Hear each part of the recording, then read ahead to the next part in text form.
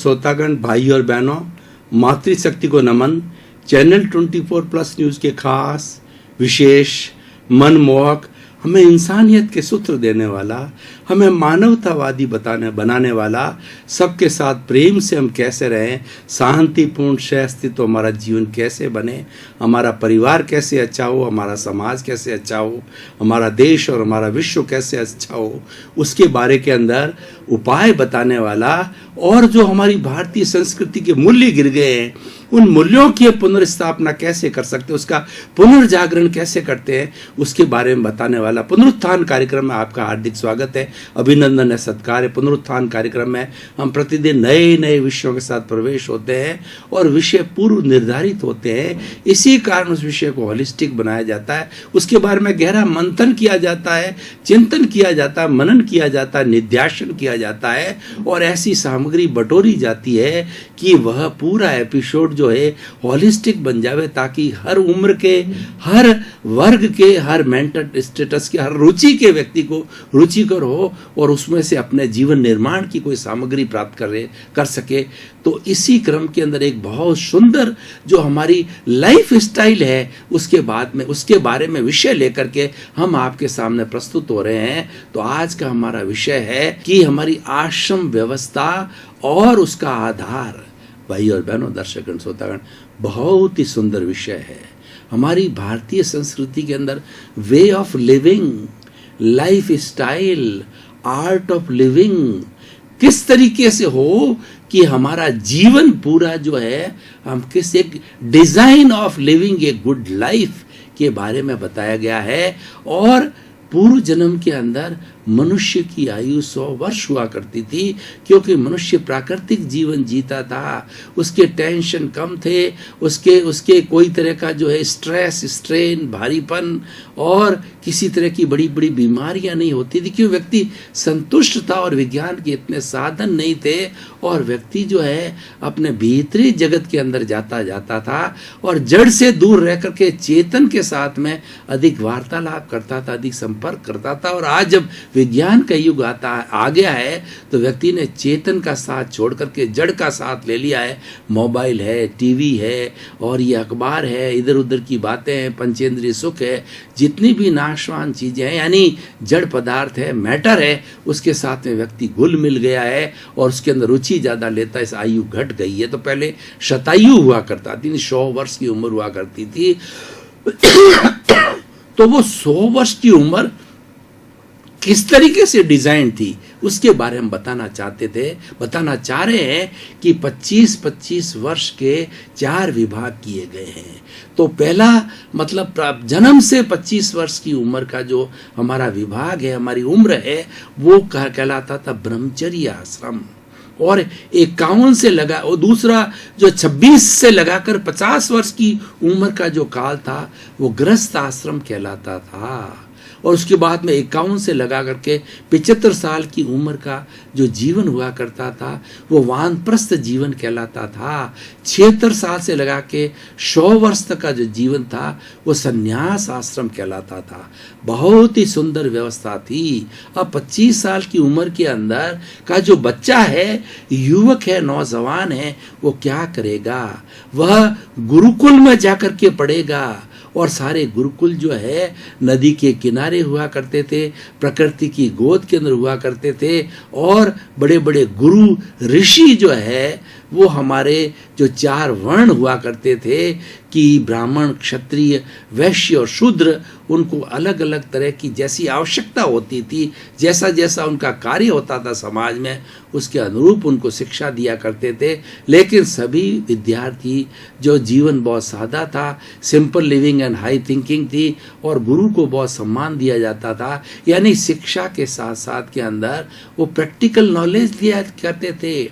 सबसे बड़ा है वो बच्चे को विनयवान बनाना होता था, इमोशन से मुक्त होना बनाया जाता था, क्रोध, अहंकार, माया, लोभ से वो रिक्त हो, ताकि वो समाज में आराम से एडजस्ट हो सके। जो मानवीय गुण हैं वो ज्यादा पढ़ाए जाते थे, थ्योरी के साथ प्रैक्टिकल होता था, थ्योरी एंड एक्शन हुआ करता था। और 25 साल की उम्र तक जैसा जैसा जिस वर्ण का व्यक्ति होता था, जैसी जैसी आवश्यकता होती थी, सभी तरह से पूरा पारंगत पारंगत हो जाता था, विद्या भी ग्रहण करता था, गुण भी ग्रहण करता था और प्रकृति को निहारता था कि वो जो है पहाड़ों की गोद में था और दूसरा चारों तरफ हरियाली थी। कल कल जो है बहकर झरने बह रहे थे, नदियां बह रही थी और चिड़ियों की और जो है हमारे बर्ड्स की चहचहाट थी। यानी पूरा प्राकृतिक वातावरण के अंदर रह करके उसको निहारता था और आनंद की भी अनुभूति करता था।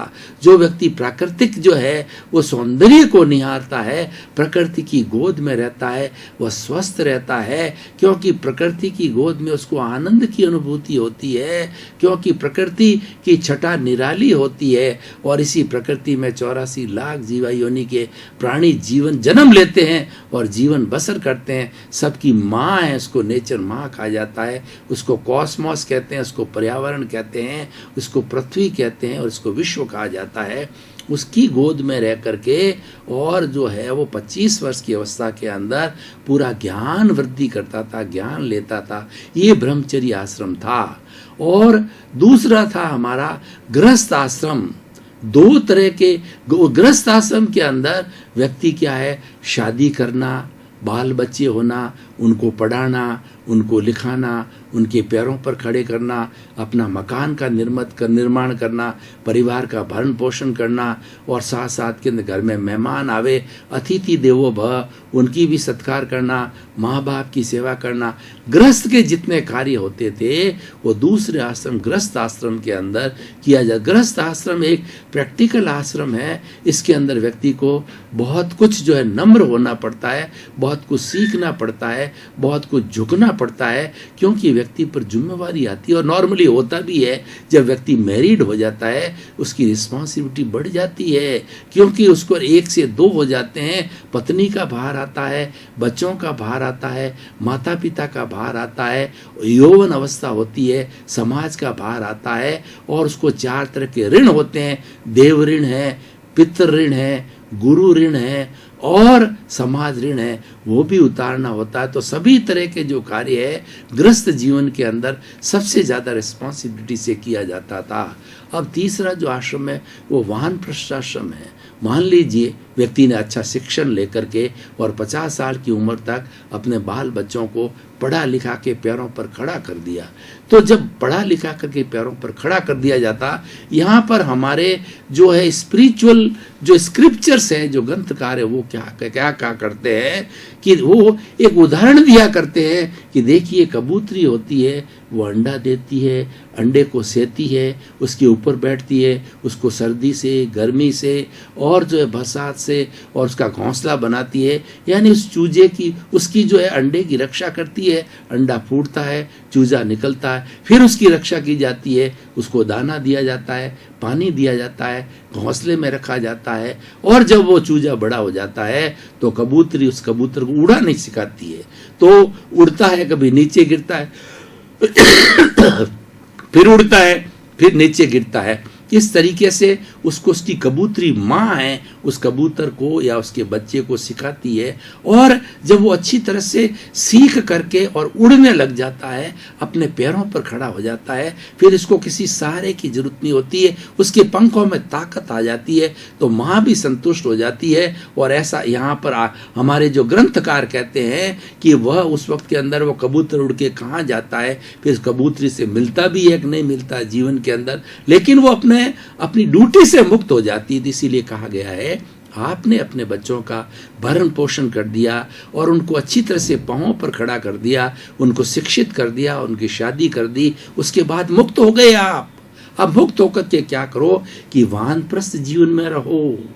51 साल से 75 साल का उम्र वानप्रस्थ होता है। वानप्रस्थ का होता है घर में रहते हुए घर से दूर। आप घर में आओ, घर में जाओ, लेकिन घर की जो सांसारिक प्रवृत्ति है जो कि 50 साल की उम्र तक किया करते थे, उन प्रवृत्तियों से थोड़ा हट जाओ, थोड़ा दूर हो जाओ और वो समय जो है ईश्वर भक्ति में लगाओ, स्वाध्याय में लगाओ और अच्छी समाज की सेवा करो, अच्छी परोपकार करो, अच्छी संस्था में जाकर के अपना तन दो, मन दो, धन दो। किसी के पास धन है तो वो धन है वो लोगों के भलाई के लिए, परोपकार के लिए हॉस्पिटल बनाने के लिए, शिक्षा के लिए, रहन बसेरों के लिए, और हमारे जो है वो अपंग है, लूले हैं, लंगड़े हैं, अपाइज है, और जो मूक है, बधिर है, अनाथ है, विधवाएं हैं, जो कि अभावग्रस्त है, उनके लिए उसका उपयोग करो तो वानप्रस्थ होता है। और धन नहीं है तो आप अपनी सेवा, तन की सेवा तो और भी बड़ी होती है, 4 घंटे, 6 घंटे, 8 घंटे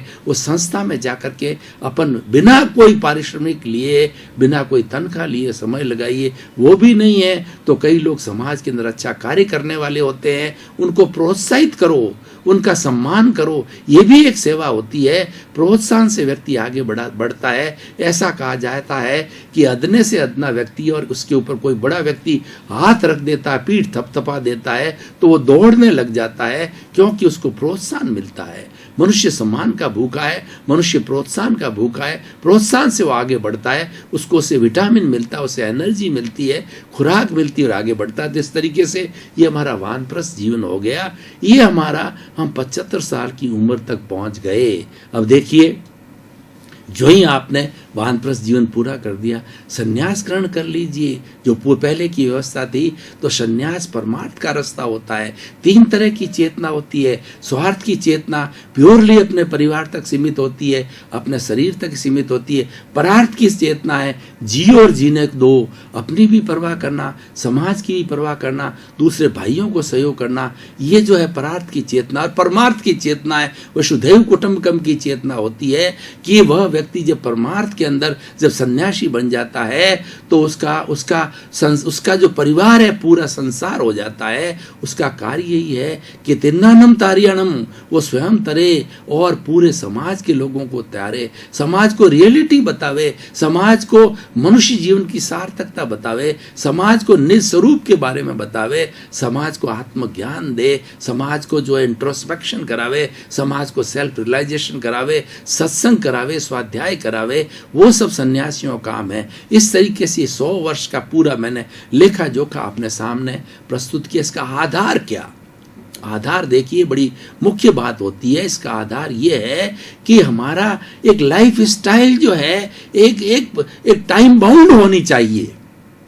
हमने इस प्रकृति में हर इंसान को 24 घंटे दिए हैं, लेकिन 24 घंटे मान लीजिए व्यक्ति 8 घंटे सोता है और अपना शारीरिक काम करता है, सुस्ताता है। 12 घंटे मान लीजिए, 12 घंटे वर्किंग पीरियड होता है, वो भी बहुत होता है। उस 12 घंटे का कैसे नियोजन करना, वो उसके जीवन का आधार होता है। वो लाइफ स्टाइल कहलाती है, वो वे ऑफ लिविंग कहलाता है, आर्ट ऑफ लिविंग कहता है, साइंस ऑफ लिविंग कहलाती है, और जीवन जीने की पद्धति होती है। यानी सब चीज का टाइमिंग होना चाहिए, टाइम बाउंड होना चाहिए, क्योंकि हमारा टाइम इज मनी। मनी किसको कहा गया? टाइम को मनी कहा गया है। इसलिए समयबद्ध होना चाहिए। उस समयबद्धता को करने के लिए ही ये हमारी आश्रम व्यवस्था बनाई गई है। बराबर 100 वर्षों को इस तरीके से बांटा गया है कि समय के अनुरूप सारा कार्य हो जाना चाहिए। आश्रम व्यवस्था 25 वर्ष तक ही पढ़ाते हैं। 25 वर्ष पूर्ण होते ही गुरु कहता है कि अब तुम्हारी विद्या पूर्ण हो गई है, अब तुम घर जा सकते हो और अपने गृहस्थ का कार्य कर सकते हो। तो भाई और बहनों, दर्शकगण, श्रोतागण, कितना सुंदर विषय है, कितनी एक बड़ी बड़ी सिस्टमेटिक व्यवस्था हमारी भारतीय संस्कृति के अंदर की गई है। ऐसी व्यवस्था विश्व के किसी भी देश के अंदर, आप 210 देशों के अंदर घूम कर जो आज विश्व माना जाता है, उसमें घूम करके आई ऐसी सुंदर व्यवस्था कहीं नहीं बनाई गई है। क्योंकि हमारी भारतीय संस्कृति है, अध्यात्म की संस्कृति है। हमने तो प्रारंभ से, हम आर्यों की संतान हैं, हम बड़े खुश नसीब हैं, हम भाग्यशाली हैं कि हमने भारत जैसे आर्यों के देश में जन्म लिया। हमको प्रारंभ से अध्यात्म मिला। हम जो है इंद्रियों तक नहीं रुके, हम बाह्य जगत तक नहीं रुके। और जो पश्चिमी सभ्यता है, हमारी पाश्चात्य सभ्यता, वेस्टर्न सिविलाइजेशन है, वो इंद्रिय सुख पर ज्यादा ध्यान देती है, वो मैटर पर ज्यादा ध्यान देती है, जड़ पदार्थों पर ज्यादा ध्यान देती है। लेकिन हमने तो जड़ के साथ साथ में चेतन को भी प्रारंभ से ही, बच्चा को जन्म घूंटी के अंदर हमने उसको धर्म के संस्कार देते हैं, आत्मा के संस्कार देते हैं। जड़ और चेतन का जो है हम भेद बताते हैं, भीतरी जगत और बाह्य जगत की बात बताते हैं। हमारे यहाँ सामंजस्य है, इसीलिए हमारी जीवन पद्धति होलिस्टिक है, हमारी जीवन पद्धति सर्वांगीण है, हमारी पूर्ण रूपेण पर्याप्त है, और तो इस व्यवस्था से जीना कितना सुंदर जीवन होता है। तो भाई और बहनों, दर्शकगण, श्रोतागण, हमारे पुनरुत्थान कार्यक्रम की परंपरा है कि हम हर एपिसोड को तराजू पर तोलते हैं, उसकी रिलीवेंस देखते हैं, उसकी सामाजिक उपयोगिता देखते हैं और उसकी प्रासंगिकता को देखते हैं। वर्तमान परिप्रेक्ष्य के अंदर ये आश्रम व्यवस्था किस तरीके से फ्रूटफुल है, किस तरीके से उपयोग भी है। आज भी उसकी उपयोगिता है, आज उपयोगिता ज़्यादा है। क्यों? आजकल व्यक्ति इंद्रिय सुख में डूब गया है, आज व्यक्ति सेल्फ सेंटर्ड हो गया है, आज व्यक्ति स्वार्थी हो गया है। उसको पता ही नहीं है कि जिस जो है वो पर्यावरण के अंदर, जिस सृष्टि के अंदर मैं जी रहा हूँ और जिस ब्रह्मांड में जी रहा हूँ, उस ब्रह्मांड के प्रति मेरा दायित्व है। ब्रह्मांड के अन्य लोग जो पेड़ है, पौधे हैं, पशु है, पक्षी मेरे जीवन के लिए कितना करते हैं, मेरा भी उनके प्रति दायित्व है, मेरा उनके प्रति परोपकार करना चाहिए। लेकिन व्यक्ति भूल गया, व्यक्ति इतना लालची हो गया कि वो ज़्यादा से ज़्यादा प्रकृति का दोहन करने लग गया। वो 1000-1500 फुट जो है गहरी खाई खोद करके उसमें से पानी, पेट्रोल, मार्बल और मिनरल्स वगैरह निकालने लग गया। पृथ्वी का बहुत बहुत दोहन किया है, जल का बहुत दोहन किया है, जल को दूषित किया है उसने, कि जल के अंदर बहुत बहुत से केमिकल के जो फैक्ट्रियाँ खोल करके और पानी के अंदर केमिकल घोलता जा रहा है, जहर घोलता जा रहा है। इसीलिए हमारी आने वाली संतान है वो पंगु हो रही है, पैरालिसिस वाली हो रही है, और वो प्रारंभ से ही बीमार जो है हमारी संतान हमारी होती जा रही है। तो इन सब का कारण क्या है? इन सब का कारण है कि व्यक्ति हमारा जो जीवन पद्धति को भूल गया है, उस पद्धति को वो पुनः याद करने के लिए व्यक्ति को आश्रम व्यवस्था की प्रासंगिकता आज भी है। आज वानप्रस्थ जीवन की प्रासंगिकता सबसे ज्यादा है। आज व्यक्ति मरने की अवस्था तक लास्ट बेड के ऊपर भी धन दौलत की, परिवार की, धन की, मोह की और सेंसुअल प्लेजर्स की बात करता रहता है, लोभ के अंदर डूबा रहता है। ऐसे व्यक्ति को ये आज जो हमारा जो वानप्रस्थ अवस्था है, वो बहुत ही, अगर व्यक्ति संन्यास न ले, मान लीजिए आज व्यक्ति 100 साल नहीं जीता है, लेकिन वो जो है 50 साल की उम्र में, 55 साल की उम्र में चाहे 10 साल भी जिए तो वानप्रस्थ का जीवन जिए तो कितना सुंदर अवस्था होता है। मैं अपनी प्रैक्टिकल बात बताना चाहता हूँ। मुझे गुरु कृपा से, मुझे मेरे भाग्य से, मेरे पुण्य के कर्मों से 55 साल की अवस्था के अंदर मुझे वानप्रस्थ जीवन हो गया और लगभग 20 साल हो गए वानप्रस्थ जीवन जीते हुए। तो मैं अपने अनुभव आपके साथ शेयर करता हूँ। वानप्रस्थ जीवन बड़ा सुखी जीवन है, बड़ा आनंद का जीवन है। वानप्रस्थ जीवन में व्यक्ति टेंशन फ्री रहता है, आनंद की स्थिति में रहता है, क्योंकि वो अपने परिवार का बोझ पहले हल्का कर देता है। परिवार की उस पर कोई लायबिलिटी नहीं होती है, परिवार को उस पर कोई दबाव नहीं होता है। इसीलिए वो अपने समय का नियोजन है वो समाज सेवा के अंदर अपनी दिलचस्पी से लगा सकता है। यानी वह एक स्वयं का अच्छा जीवन जी सकता है। वानप्रस्थ जीवन है वो स्वयं का अच्छा जीवन जीने की पद्धति है, वो जीना चाहिए। इसीलिए हमने इस एपिसोड का चयन किया है। व्यक्ति जो भूल गया है, व्यक्ति जो हमारी जो आश्रम व्यवस्था को भूल गया है, उसे याद दिलाने के लिए कि किस तरह की हमारी जो ये आश्रम व्यवस्था थी और वो आज भी पालन किए जाने चाहिए। उसके रिजल्ट बहुत अच्छे हैं और आश्रम व्यवस्था का पालन करने के कारण जो है व्यक्ति को अच्छे अच्छे संस्कार मिलते हैं, सद्गुण मिलते हैं और व्यक्ति जो है सबका परोपकार करता है, एक अच्छा इंसान बनता है। आज जो है इंसानियत घटती जा रही है, हैवानियत बढ़ती जा रही है। व्यक्ति हिंसा में इंटरेस्ट लेने लग गए, व्यक्ति जो अवसाद के अंदर चले गए हैं, व्यक्ति के अंदर रोग की बहुत ज़्यादा साइकोसोमेटिक डिजीज बढ़ गई है। इन सब का कारण यह है व्यक्ति के अंदर लोभ की प्रवृत्ति बहुत बढ़ गई है, प्रतिस्पर्धा बहुत बढ़ गई है और हर व्यक्ति इस विश्व का नंबर 1 बनना चाहता है और अपनी पद और प्रतिष्ठा को बढ़ाना चाहता है। हमें कभी भी जो है कंपटीशन के अंदर नहीं पड़ना चाहिए। हमें कंपटीशन सद्गुणों का करना चाहिए, परोपकार का करना चाहिए कि हम समाज को ज़्यादा से ज़्यादा क्या दे सके, हम कितनी सेवा कर सके, यही आज के एपिसोड की सबसे बड़ी विशेषता है। तो इस एपिसोड के माध्यम से खास तौर से हिंदुस्तान में 80 करोड़ मेरे युवा है, उन युवा बंधुओं को मैं ये शिक्षा की बात, मेरे अनुभव शेयर करना चाहूँगा और ये बताना चाहूँगा कि हमारी जो ये आश्रम व्यवस्था है बहुत सुंदर है। इस व्यवस्था के साथ में जीवन आप जियो, ये संतुलित जीवन जीने की पद्धति है और अपने जीवन के अंदर सद्गुणों को प्राप्त करो, विनय को प्राप्त करो और अपने जो बुजुर्ग लोग हैं, अपने जो सीनियर सिटीजन है, माता पिता है, गुरु है, ईश्वर है, उन सब को जो आप नमन करो, उनको रेस्पेक्ट दो। जब आप रेस्पेक्ट दोगे तो आपको रेस्पेक्ट होगा। और लेकिन इसी कारण से क्या होगा कि आज के इस युग के अंदर आप अखबार को उठा करके देख लिए, पूरे अखबार के अंदर सारी बात यही है, हिंसा, तोड़ फोड़, आगजनी और नॉन टॉलरेंस और झगड़ा, टंटा, फिसाद, मार कूट, माँ ने बाप को मार दिया, बाप ने बेटों को मार दिया और पूरे परिवार ने खुदकुशी कर ली। इन सब का कारण क्या है? इन सब का कारण ये है सहनशीलता की कमी हो गई। दर्शकगण, श्रोतागण, भाई और बहनों, आपका बहुत बहुत धन्यवाद।